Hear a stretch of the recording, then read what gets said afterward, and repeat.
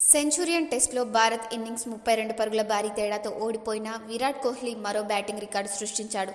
అతను రెండో ఇన్నింగ్స్లో 82 బంతుల్లో వరుసగా 12 ఫోర్లు మరియు ఒక సిక్స్తో సహా 76 పరుగులు చేసి 50 పరుగులు చేశాడు. అది మొదటి ఇన్నింగ్స్లో 38 పరుగులతో కలిసి 146 సంవత్సరాల క్రికెట్ చరిత్ర చూడని ప్రపంచ రికార్డుకు అతన్ని తీసుకువెళ్లింది. టెస్టులో కోహ్లీ చేసిన పరుగులు 2023 ఫార్మాట్లో 2000 పరుగులను అధిగమించడంలో అతనికి సహాయపడింది. ఒక క్యాలెండర్ ఇయర్లో కోహ్లీ 2000 అంతర్జాతీయ పరుగులను దాటడం ఇది ఏడోసారి. ఈ ఘనత సాధించిన తొలి బ్యాటర్గా కోహ్లీ నిలిచాడు. 2023లో కోహ్లీ మొత్తం 35 మ్యాచ్ల్లో 2048 పరుగులు చేశాడు.